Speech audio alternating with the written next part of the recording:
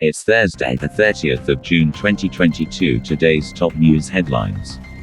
Supreme Court ruling casts cloud over U.S. leadership in global climate fight. Florida, Kentucky judges block states from enforcing abortion bans. Russia abandons Black Sea outpost of Snake Island in victory for Ukraine.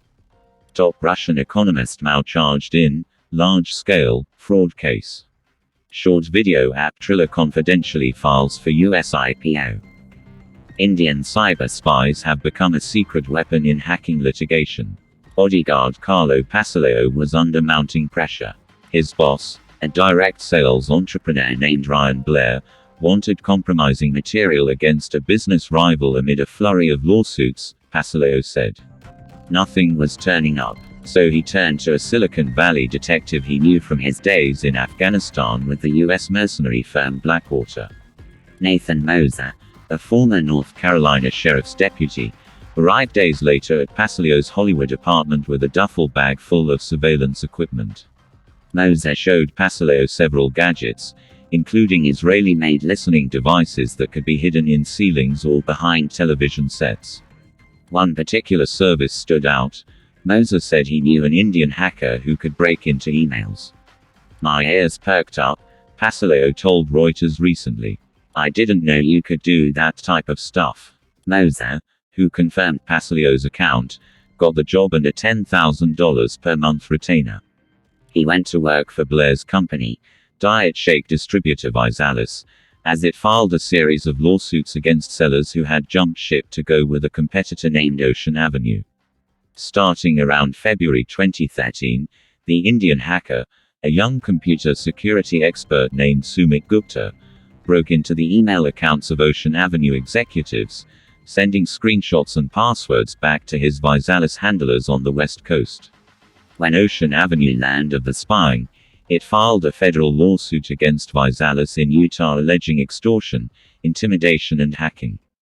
Visalis initially argued that its competitor had not provided enough evidence to back its claims. It later settled the suit on undisclosed terms. Visalis executives did not return messages seeking comment. Messages Reuters sent to Blair, who wasn't named as a defendant in the suit, were marked as seen, but went unanswered. He did not respond to certified letters sent to his business and home in Los Angeles. The settlement didn't end the matter. The Federal Bureau of Investigation learned of the hacking and, in February 2015, agents raided Pasileo's and Moser's homes. Both eventually pleaded guilty to computer crimes connected to the Ocean Avenue intrusions. The convictions torpedoed Pasileo's security career and ended Moser's investigation business. For Gupta it was just the beginning.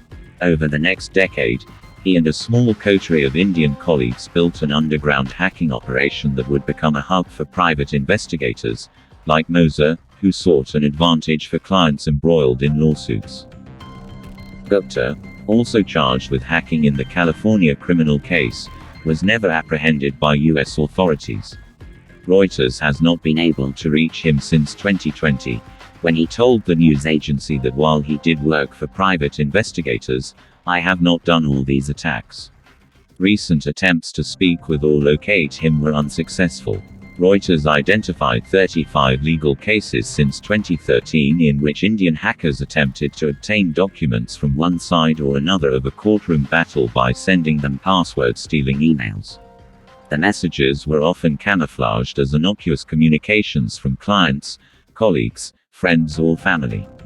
They were aimed at giving the hackers access to targets' inboxes and, ultimately, private or attorney-client privileged information.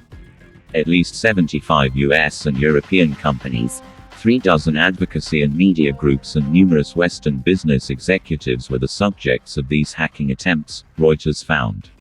The Reuters report is based on interviews with victims, researchers, investigators, former US government officials, lawyers and hackers, plus a review of court records from 7 countries.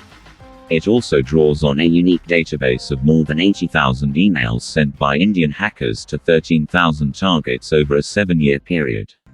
The database is effectively the hackers' hit list, and it reveals a down-to-the-second look at who the cyber mercenaries sent phishing emails to between 2013 and 2020.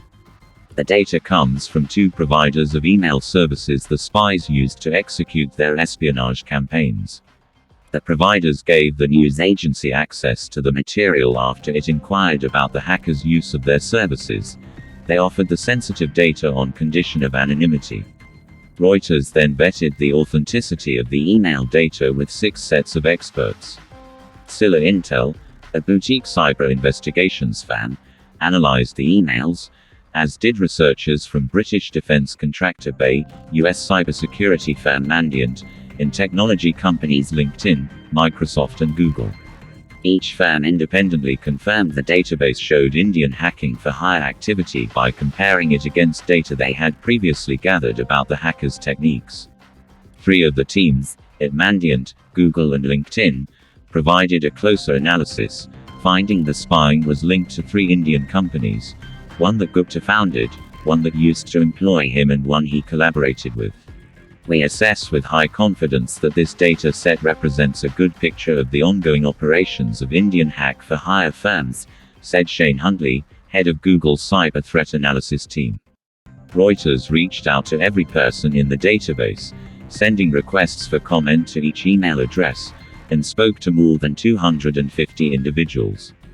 Most of the respondents said the attempted hacks revealed in the email database occurred either ahead of anticipated lawsuits or as litigation was underway. The target's lawyers were often hit, too. The Indian hackers tried to break into the inboxes of some 1,000 attorneys at 108 different law firms, Reuters found.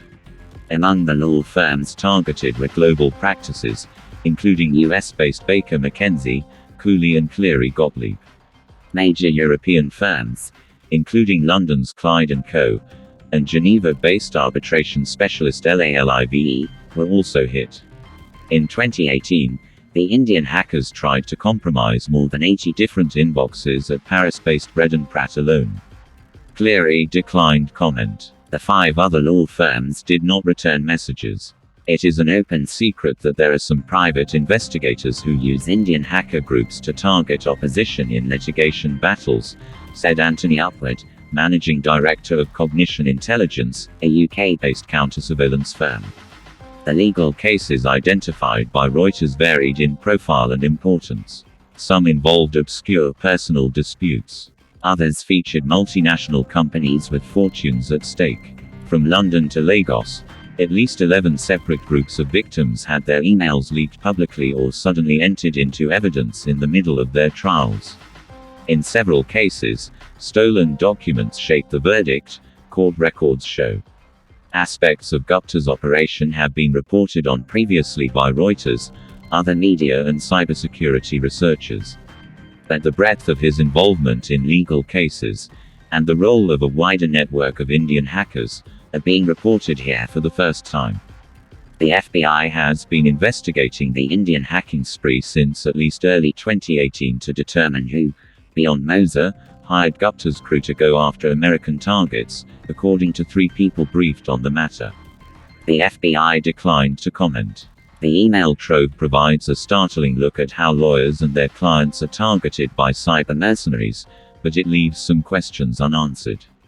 The list doesn't show who hired the spies, for example, and it wasn't always clear whether the hacking was successful or, if so, how the stolen information was used. Still, Google's Huntley said the attempts to steal privileged information were troubling. These attacks have real potential to undermine the legal process.